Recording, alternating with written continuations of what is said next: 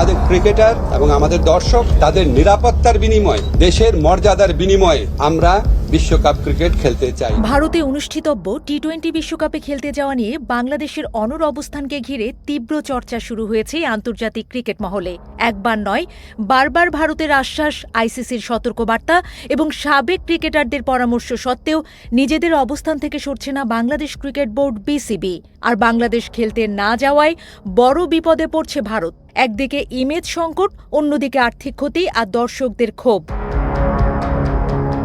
এই বিশ্বকাপ আইসিসির প্রতিযোগিতা হয়, বাংলাদেশ আর্থিক দিক থেকে বড় কোনো ক্ষতির মুখে পড়বে না। ম্যাচ ফি এবং পুরস্কার মূল্যের অর্থ তারা পাবে, খেলা ভারতেই হোক বা শ্রীলঙ্কায়।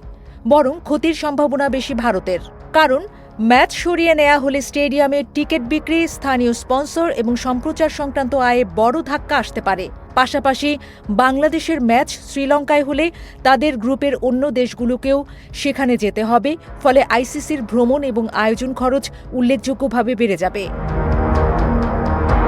তবে প্রশ্ন উঠছে, বাংলাদেশের এই জেদের মূল কারণ কি? অনেক ক্রিকেট বিশ্লেষকের মতে বিষয়টি নিছক ক্রিকেটীয় নয়, বরং রাজনৈতিক। সাম্প্রতিক সময়ে ভারত বাংলাদেশ কূটনৈতিক সম্পর্ক বেশ টালমাটাল। বাংলাদেশের অভ্যন্তরীণ রাজনৈতিক পরিবর্তন, শেখ হাসিনার ভারতে অবস্থান এবং অন্তর্বর্তী সরকারের কিছু অবস্থান, সব মিলিয়ে দুই দেশের সম্পর্কে ঠান্ডা গরম পরিস্থিতি তৈরি হয়েছে। এর সঙ্গে যোগ হয়েছে আইপিএল বিতর্ক। বাংলাদেশের তারকা পেসার মুস্তাফিজুর রহমানকে কলকাতা নাইট রাইডার্স থেকে ছেড়ে দেওয়ার নির্দেশ দেয় বিসিসিআই।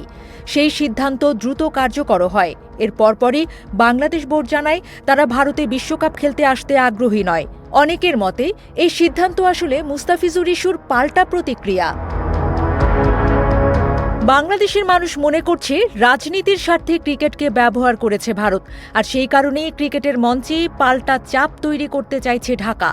মাঠের লড়াইয়ে ভারতের সঙ্গে পেরে ওঠা কঠিন হলেও মাঠের বাইরে কূটনৈতিক ও প্রশাসনিক লড়াইয়ে শক্ত অবস্থান নিতে চাইছে বাংলাদেশ, এমনটাই মত বিশেষজ্ঞদের। এই পরিস্থিতিতে আইসিসির ভূমিকাও অত্যন্ত গুরুত্বপূর্ণ। বর্তমানে আইসিসির চেয়ারম্যান জয় শাহ, তার নেতৃত্বে সংস্থাটি কী সিদ্ধান্ত নেয় তার দিকে তাকিয়ে গোটা ক্রিকেট বিশ্ব।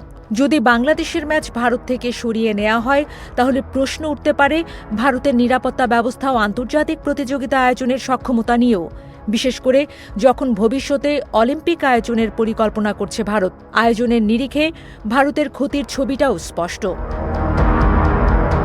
গ্রুপ পর্বে এমনিতেই বেশ কিছু হাই ভোল্টেজ ম্যাচ শ্রীলঙ্কায়। বাংলাদেশের ম্যাচ সরে গেলে ভারত আরও কিছু গুরুত্বপূর্ণ ম্যাচ হারাবে। কলকাতার ইডেন গার্ডেন্স বিশেষভাবে ক্ষতিগ্রস্ত হতে পারে। বাংলাদেশের ম্যাচকে ঘিরে যে আবেগ ও দর্শক আগ্রহ ছিল তা কার্যত হারিয়ে যাবে। অন্যদিকে অতীত অভিজ্ঞতা বলছে ভারতে আন্তর্জাতিক দলগুলির নিরাপত্তা নিয়ে প্রশ্ন তোলাও যৌক্তিক। কারণ এর আগেও বহু ম্যাচ ঘিরে উগ্রপন্থীরা বিশৃঙ্খলা তৈরির চেষ্টা করেছে। তবে সব রকম উস্কানি দিয়ে ভারত এখন বোঝাতে চাইছে রাজনৈতিক টানাপোড়েন থাকলেও ক্রিকেট মাঠে তার প্রভাব পড়া উচিত নয়, অথচ নিজেরাই সবসময় খেলার মধ্যে রাজনীতি টেনে আনে।